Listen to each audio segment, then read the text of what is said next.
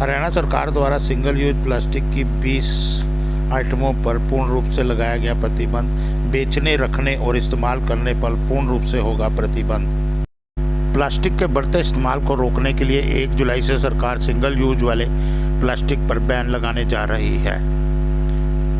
पिछले साल एक गजट नोटिफिकेशन जारी कर प्रतिबंध की घोषणा की थी। पर्यावरण मंत्रालय के तहत government body central pollution control board व CPCB द्वारा इन आइटम की लिस्ट जारी की गई थी। इनका इस्तेमाल आप अगले महीने से नहीं कर सकेंगे।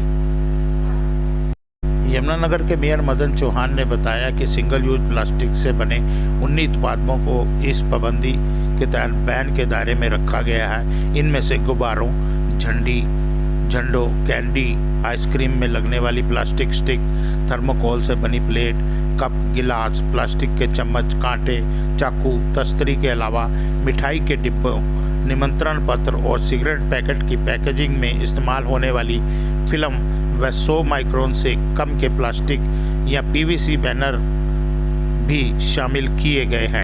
सिंगल यूज प्लास्टिक का मतलब प्लास्टिक से बनी उन प्रोडक्ट से है जिसे एक बार ही इस्तेमाल किया जा सकता है। यह आसानी से डिस्पोज नहीं किए जा सकते। सिंगल यूज वाले प्लास्टिक में के तहत वस्तुओं में पैकेजिंग से लेकर बोतलों, shampoo, detergent, cosmetic, polythene bag, face mask इत्यादि,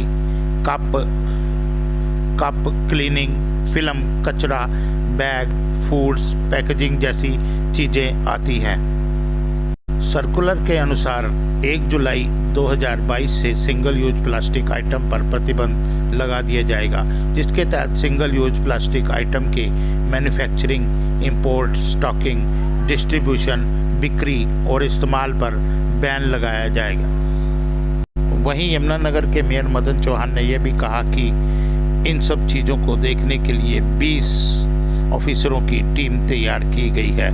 यमुनानगर के मेयर मदन चौहान ने बताया कि प्लास्टिक का इस्तेमाल ना हो, इसकी रोकथाम के लिए इन अधिकारियों को चालान करने की अथॉरिटी दी गई है सरकार द्वारा, जिसमें हरियाणा के सभी जिला मजिस्ट्रेट, सभी आयुक्त नगर निगम, सभी जिला नगर पालिका आयुक्त, हरियाणा के सभी अपर आयुक्त, सभी जिला विकास पंचायत अधिकारी, सभी उप मंडल मजिस्ट्रेट, सभी सिटी मजिस्ट्रेट, नगर परिषद के कार्यकारी अधिकारी, सभी सचिव नगर पालिका समितियां, सभी सहायक आयुक्त नगर निगम, सभी संयुक्त आयुक्त नगर निगम, सभी कार्यकारी अभियंता, जन सहायक अभियंता विभाग, सभी जिला खाद्य एवं आपूर्ति नियंत्रक, खाद्य आपूर्ति नियंत्रक, सभी सहायक खाद्य आपूर्ति अधिकारी, खाद्य नागरिक अधिकारी, सभी संपदा अधिकारी, हरियाणा शहरी स्थानीय निकाय प्रति, सभी खंड विकास तथा पंचायत अधिकारी, सभी तहसीलदार, सभी नायब तहसीलदार, सभी क्षेत्रीय अधिकारी, हरियाणा राज्य प्रदूषण नियंत्रण बोर्ड शामिल रहेंगे। यह 20 अधिकारियों की ड्यूटी लगाई गई।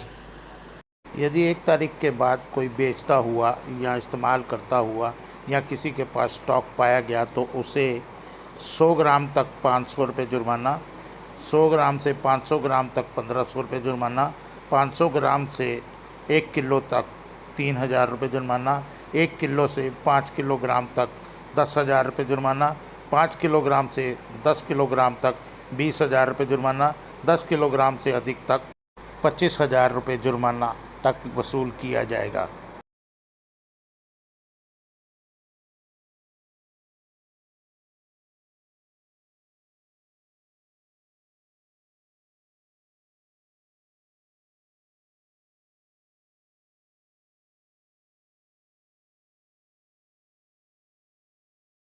देखिए, मेरा आपके चैनल के माध्यम से अपने सभी व्यापारी दुकानदार भाइयों से निवेदन है, जो जनमानस के लिए हानिकारक चीज़ें हैं वो हमें इमीडिएट बंद कर देनी चाहिए।